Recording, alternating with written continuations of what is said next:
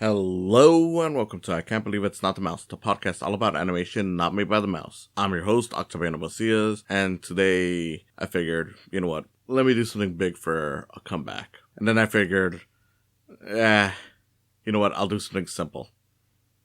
No, I'm not joking. I originally wanted to do something big. I wanted to do Ninja 2 as like the big comeback since hey, that's the biggest animated movie of all time. But I honestly got tired watching it for the few minutes and I felt like that wasn't a fair way to judge it. I do plan to watch it someday, but maybe not the A24 version.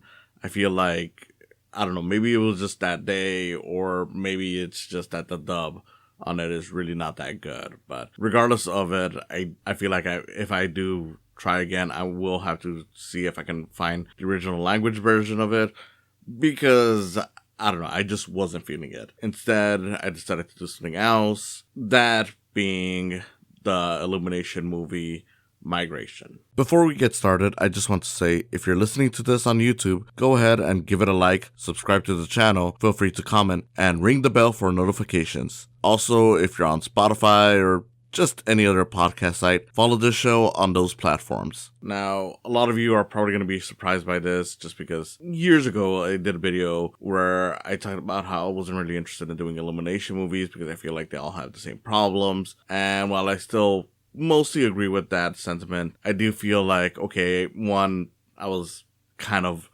mean about that, and I feel like I wasn't giving Illumination the fair shake that they deserve. And more importantly, I mean, I already did the Mario movie. And yeah, granted, you can argue that that's a different case just because Nintendo was also involved with it, but it's still an Illumination movie. So why not? And I figured I'd do Migration because Migration is probably my favorite movie out of Illumination. It still has some of their usual stuff, but this one had a different director than what they usually work with. It has French animator Benjamin Renner, who is perhaps most known for Ernest and Celestine, and as a result, it really does feel like it's kind of a different movie from what their usual fare is. And I'll admit, when I first watched this years ago, because this was like 2023, I was thinking like, wow, maybe Illumination is finally turning it around. And realistically, they kind of haven't. I mean, their follow-up was Despicable Me 4, which was more of the same. And we haven't really seen them do or announce anything that's really all that different. There's a new Mario movie coming out, but that just feels like, again, with the first one, where it's like, well, Nintendo's helping out, so who knows if this is really, 100% theirs. Still, I do think that Illumination deserves a fair shake. I mean, they are one of the animation studios that has come out very much against AI. And as far as I've been told, they're one of the nicest animation companies out there to work with. So, I don't know. Hopefully, someday we start getting more stuff like this instead of what feels like the laziest possible features from them. That being said, Migration, good movie. It's not a masterpiece. It's just a fairly standard, pretty average animated feature. But what it does especially well is that it does have a lot of good comedy. The story is fine. The characters go through their arcs well.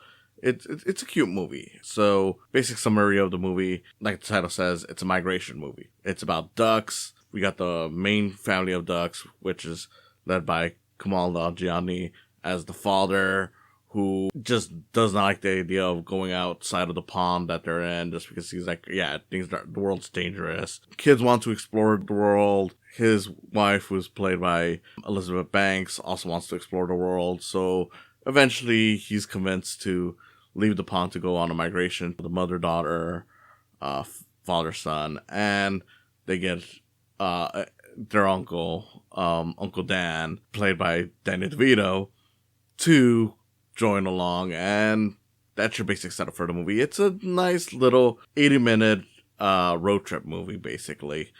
You got random things that happen, like they stumble upon a heron who they assume is going to eat them. You got basically them getting into the city and shenanigans happening. They meet a Jamaican bird who helps them on their travel, and there's a villain in this who wants to cook them because they're ducks. And yeah, that's basically the setup of the movie. And you really don't need any more. It's nice for what it is. I like the fact that the humans in this movie don't talk. Like, for the most part, there's like grunts and stuff like that. The closest you get to an actual human talking on screen with this comes in a scene that's pretty cool. It's very, very nicely animated when they're in this kitchen, basically trying to help the Jamaican bird escape from his cage. The father and mother steal this key and they stumble upon this dance floor at the restaurant, and a woman starts singing. Basically have to dance their way around the people dancing, and it's a very nice sequence that just showcases like, okay, yeah, the talent on the animators, and the idea is a cute enough scene, like, hey, let's escape via dance as everyone's dancing. So it's really not something where it's like, okay, we're gonna have talking animals talking to people and whatnot. It's just talking animals, and that's it. And again, it's just fine for what it is. I like the fact that the villain is pretty much silent as a result of that. It creates for like an interesting dynamic, and it gets a lot of interesting stuff done via animation. It allows for the characters to tell the story, emoting, just reacting to things. I don't know, it's really just something that feels very old school, and I appreciate Illumination allowing this to happen, because it really does feel like, with the amount of movies that they've done and the ones that I've seen, they just have this formula that they stick with. This one just feels like a really simple... Honestly, at times it even feels like a throwback to old live action movies. Yeah, that are road trip movies over just the standard thing that we've seen for years. Because, the one thing that has been annoying with whether it's animation or even as movies have moved to throwing a lot of the smaller budget stuff onto streaming, it feels like a lot of these movies have kind of disappeared. Like, just these character pieces that are just like, hey, look, here's a group of characters, here's some scenarios they go through, just watch it, relax, enjoy, that's it. It's nice. You get a lot of good laughs out of the parents, the kids get their cute moments, and yes, even Danny DeVito's Uncle Dan gets some funny moments here and there too. You got, of course, the funny personalities around them. Like when they get into the city, there's a whole group of pigeons being bussed around by this tiny, messed up little pigeon named Chomp, played by Aquafina, and she does a great job. It's her typical voice, but the way she delivers the lines feels more like a mob boss, and it makes for like a really cute setup. I dug the fact that a lot of this movie is just a simple, we're going to this place, and we do see the progression of how the characters feel. Like the father being afraid of leaving the pawn, like what convinces him to leave is very well set up and very well done. And as you see that progression, I'm like, okay, he's still afraid, but then he becomes a little more brave. He starts believing in himself and being confident and cocky. That kind of stuff really works. And I like the fact that it never really feels like, okay, we're gonna try to dial it back. Like, there is a moment towards the end where he gets scared for the son, but it's not like, okay, you know what, we should have never done this, let's go back. It's more like, okay, and, you can see his point of view. It's like, hey, look, you were not supposed to be doing this thing, and as a result, you got badly hurt, so you should be listening to me, and let's try to get through the day and relax as we get away. And then later on, he quickly realized, like, okay, the son, had a point, and I don't know, it's stuff that's done naturally. Like, it never feels like it's the forced Hollywood, like, oh, let's have the family break up, or let's have the character ignore all of his own progression in order to move the plot forward. It just naturally slots in to what is going on, and I appreciated that.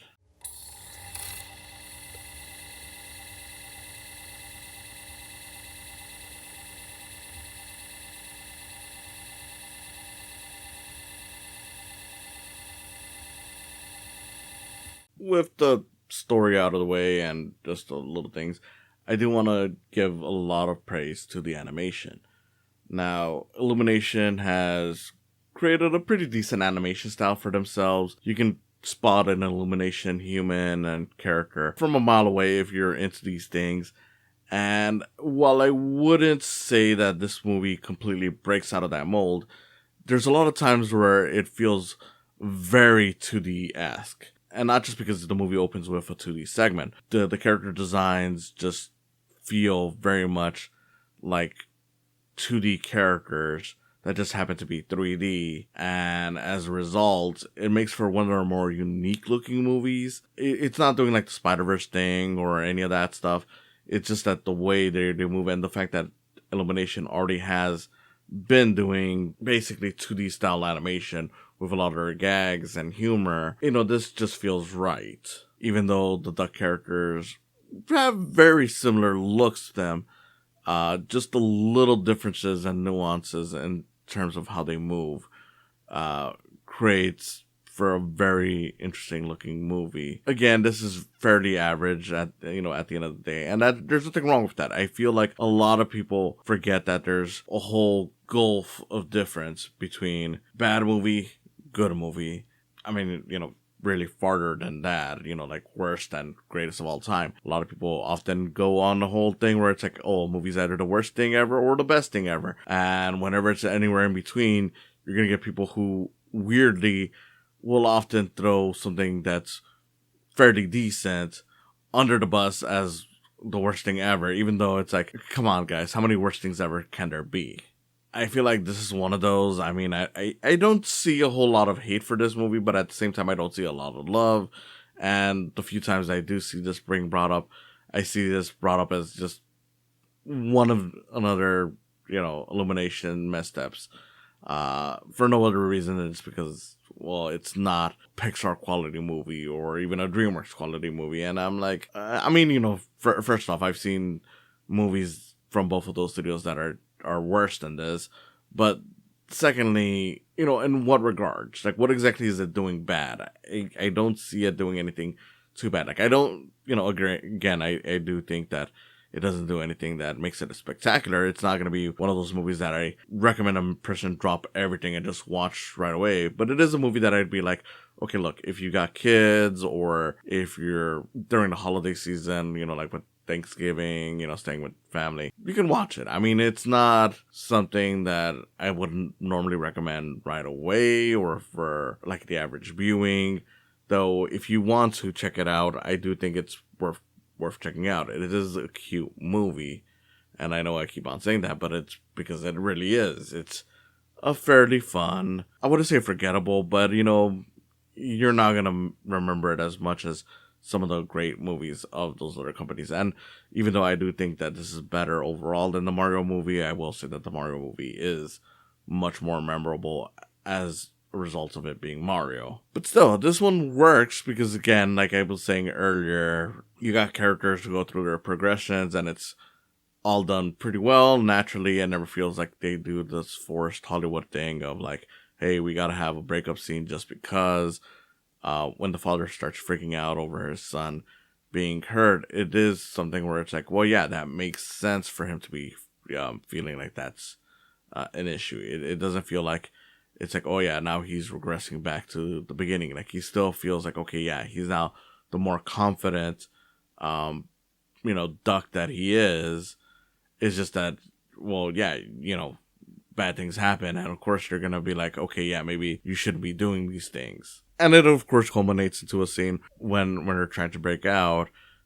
He has to be the one to convince the wife, like, hey, look, you were the one that was often pushing me to get out of my shell. So just like you did that for me, I'm gonna help you break out just so you can feel confident again. It makes for a cute thing. Again, there was a really good dancing scene. It does a weird thing where there's almost like a dance party ending in this movie, but it doesn't really end right there because there's a scene right after.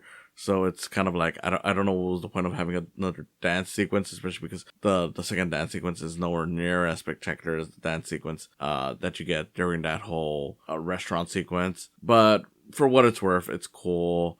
The flying scenes are pretty cool to see as well. Like, whenever you see the birds just flying around, like, some of it is just, it's whatever. But, when they really get you into the mood, it really does feel nice. Like, when you first see them arriving into the city, it's just really nice seeing, like, just how it makes you feel like, okay, you're in danger for, what's going on. it's a cute movie. I do think that cute movies have their place in the world, even if it's just like, okay, this is best watched during the Thanksgiving or Christmas season when you're with family. You can watch it any other time. It's just that it's not going to be one of the most highly recommended things that I, tell you to watch. It's definitely something that you should watch, I think, especially if you're into animation. But if animation is just a thing that you watch every now and then, if, you're not too crazy for kids movies, it's not going to be one of those that, changes your life. And it's not going to be one of those where I'm like, yeah, definitely make this your must watch, over a lot of other animated movies, especially kids animated movies, that just get the job done a lot better. Still, very cute, and I just can't really see a reason why not to watch it. The voice actors are all good in this. Like, the celebrities they got are all great. Elizabeth Banks is great. Kamal Nanjiani, Danny DeVito, Awkwafina. They all do a lot of fun stuff. Like I said, I do like the fact that the humans in this never really talk, so it results in a fun little villain. Not one of the most memorable, but the chef villain that's hunting them down is kind of neat, just because everything he does is purely out of reaction, out of his emotion. So you do feel like, okay, this guy's a threat, even if there's jokes about him getting hurt. And yeah, this being done by someone who wasn't really a regular for Illumination means that the movie does have actual stakes in it that feel like, it feels more sincere. It doesn't feel like your Despicable Me's or your Secret Life of Pets, where the characters are just kind of doing nonsense for the sake of it. Like, it does feel like there's a lot of sincerity in the thing that they're doing, and it does feel like this is a movie that wants to be specifically entertaining, without it being just nonsense for you. Which is, there's nothing wrong with nonsense, but there comes a time when you gotta control it a little bit. This one definitely controls it a lot more than the average Illumination film, and for that, it ends up being better than a lot of their movies. I hope that this is a sign that they may someday do more movies like this. We haven't seen it yet, but who knows? Maybe someday we'll see Illumination truly evolve into the studio that they can be if they put the effort in. With all that said, thank you for listening, and I'll see you again next time. He led a good life. What? We're coming for you, Uncle Dan! He would have wanted us to go on without him. Come on, he was kind like that. Thanks for stopping by. Go ahead and follow this channel. Subscribe, like and comment, ring the bell for notifications. Go ahead and also follow my podcast and give some love to my Patreon account while you're at it. It's www.patreon.com/saicams. Again, thanks for stopping by, and I hope you come back for more in the future.